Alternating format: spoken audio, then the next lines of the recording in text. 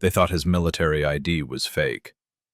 Robert Hayes stood motionless at the TSA checkpoint, his weathered hands steady despite the tremor that had developed over the past year. The young agent held his veteran identification card between two fingers like it was contaminated, a smirk playing at the corners of his mouth. "This is clearly a forgery," Agent Martinez announced, his voice carrying across the bustling Denver International Airport security checkpoint. Other passengers turned to stare, some already pulling out phones. "Military retiree ID? Right. And I'm the Secretary of Defense." The mockery rippled through the security station like a stone thrown into still water. Fellow TSA agents abandoned their posts to witness what they assumed was just another confused elderly passenger trying to game the system. But what they couldn't see, what no airport scanner could detect, was the invisible weight that Robert Hayes carried in his silence. He was 68 years old now, his gray hair neatly trimmed, his simple polo shirt and khakis giving him the appearance of any other retiree heading to visit grandchildren. The arthritis in his joints whispered reminders of decades spent in unforgiving terrain. His left shoulder ached constantly, a souvenir from Mogadishu that no metal could heal.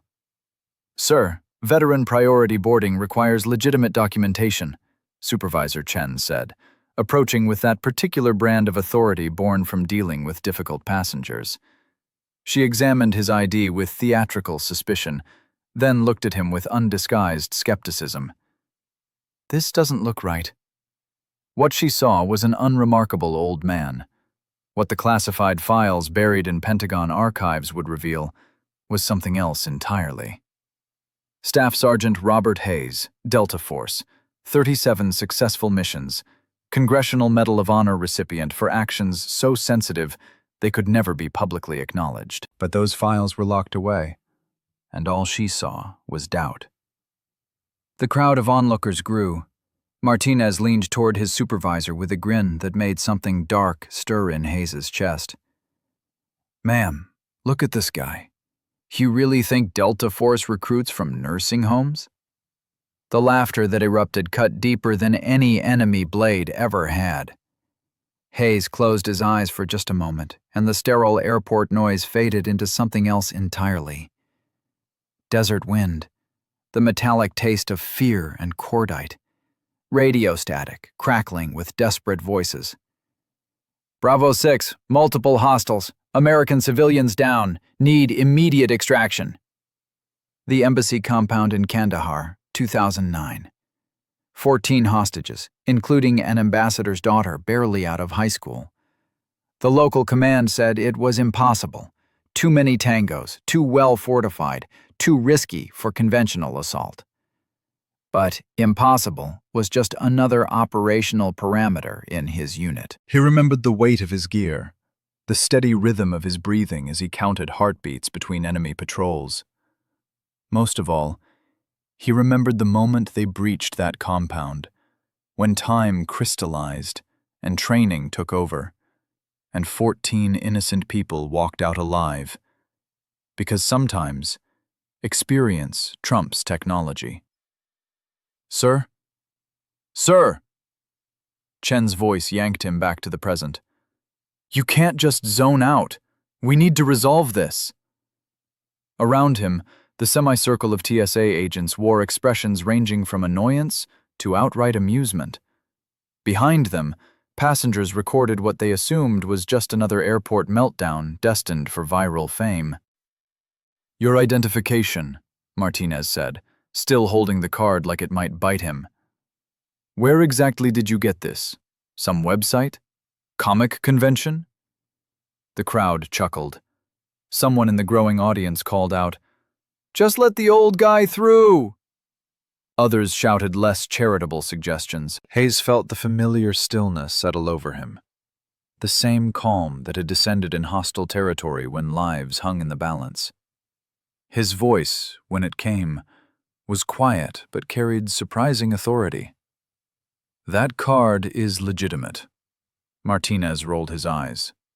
"Sure it is, Gramps. And I suppose you're going to tell us war stories now?" "No," Hayes said simply.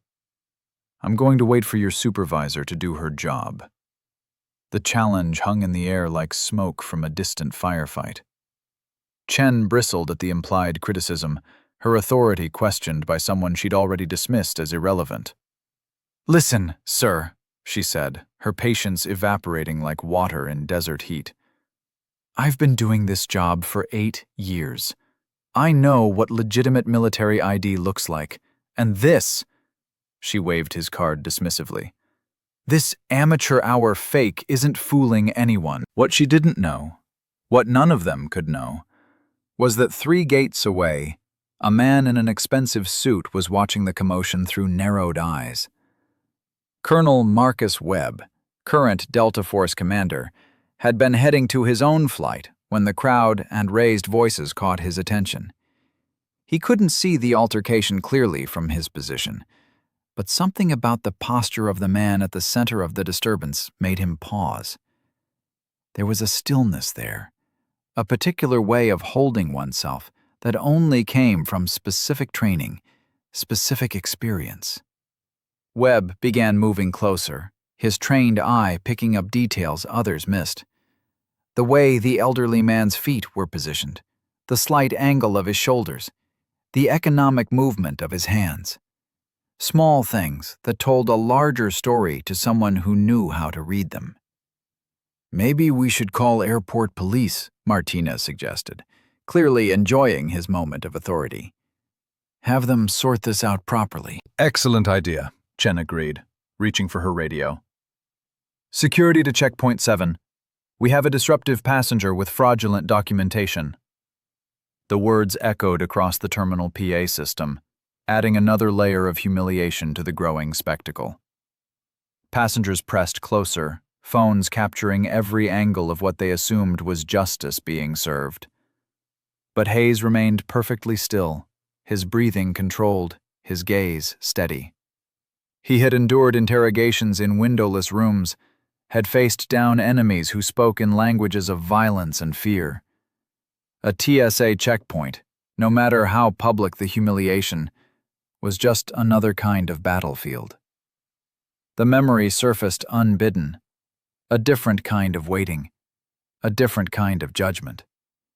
The debriefing room after the embassy rescue, when politicians and bureaucrats who'd never held a weapon decided whether his actions had been justified, whether saving 14 lives was worth the diplomatic complications that followed. They'd given him a medal in secret and ordered him never to speak of it. Colonel Webb was closer now, close enough to see the man's profile, close enough to notice details that made his blood run cold with recognition. The slight scar above the left eyebrow, the way he held his left shoulder, compensating for an old injury, the particular shade of gray in hair that had once been regulation brown. "Jesus," Webb whispered, his phone already in his hand, fingers flying across the screen as he sent an urgent text to his aide. "Stop everything. Hayes is at DIA. Terminal security incident. Move now." The response came back immediately.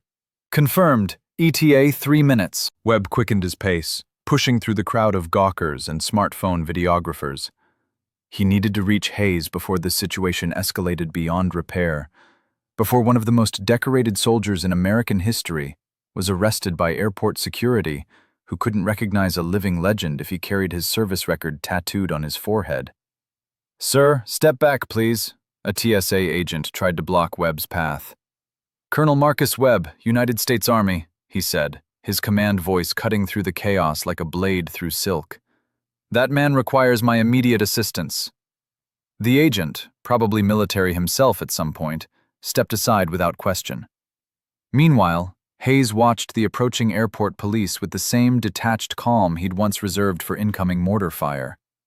2 officers, hands resting casually on their duty weapons, expressions suggesting they'd already decided how this would end. "Sir," the lead officer said, his tone suggesting practiced authority, "we're going to need you to come with us to sort this out." "Sort what out?" Hayes asked quietly. "The fake ID situation. Fraudulent documents are a federal crime at airports." The words hit like physical blows. Fraudulent documents. federal crime. The man who had bled for his country, who carried scars from classified battlefields, was about to be arrested as a common criminal. But before the officer could take another step, before the handcuffs could make their appearance, a voice cut through the crowd with the authority of absolute command. "Stop! Everyone stop right now!" Colonel Webb emerged from the press of onlookers like a force of nature, his bearing immediately shifting the entire dynamic of the confrontation.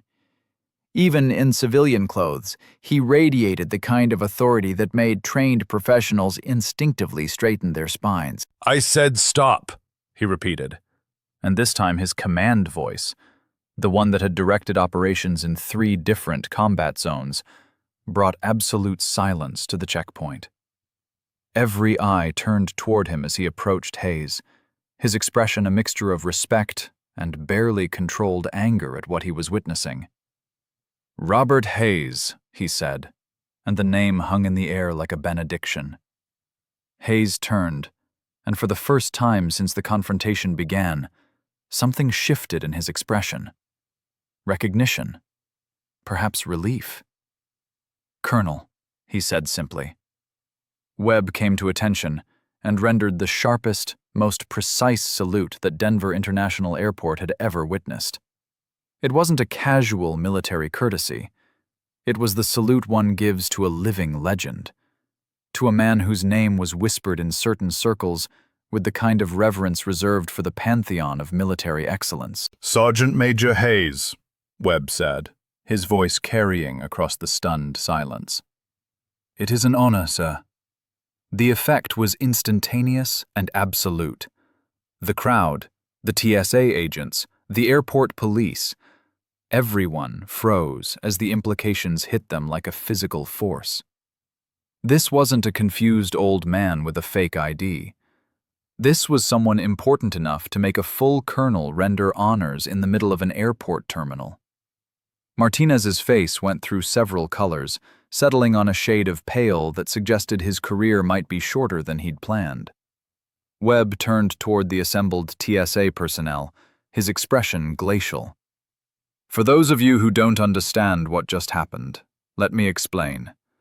The man you've been mocking, the veteran whose identification you declared fake, is Staff Sergeant Robert Hayes, retired Delta Force. His service record is largely classified, but I can tell you that he holds more commendations for valor than most entire units earn in a decade." He gestured toward Hayes with reverence. "This man has saved more American lives than you could count, in places whose names you'll never learn, facing threats you can't imagine. And you treated him like a criminal." The silence stretched, broken only by the distant hum of air conditioning and the shuffle of feet as people realized they'd been witnessing something far more significant than a routine security check. Agent Martinez looked like he wanted to disappear into the floor. Supervisor Chen stared at Hayes' ID, the same card she'd declared fake, as if seeing it for the first time. But Hayes himself remained unchanged, still calm, still dignified despite everything he'd endured. He looked at the young TSA agent who had started it all, and when he spoke, his voice carried no anger, only a kind of weary understanding. "Son," he said quietly, "that uniform you wear represents service. It means something. Remember that." Colonel Webb escorted Hayes through security personally, their conversation quiet and respectful as they walked. Behind them, the checkpoint slowly returned to normal operations, but something had changed. The story would spread, as airport stories do, becoming legend and cautionary tale in equal measure. Later, Martinez would find himself enrolled in a Veterans Awareness Training program, personally recommended by his supervisor. He would learn about the men and women who served in shadows, whose sacrifices went unrecognized precisely because their success depended on anonymity. And sometimes, late at night during quiet shifts, he would wonder what other heroes walked past his checkpoint, their valor hidden behind ordinary faces and everyday clothes, their stories locked away in classified files and fading memories. Robert Hayes caught his flight that day, settling into his upgraded seat with quiet dignity. As the plane lifted off, he gazed down at the sprawling airport below, and allowed himself a small smile. Some battles are fought with weapons. Others are won with simple truth, revealed at just the right moment by those who know how to recognize it.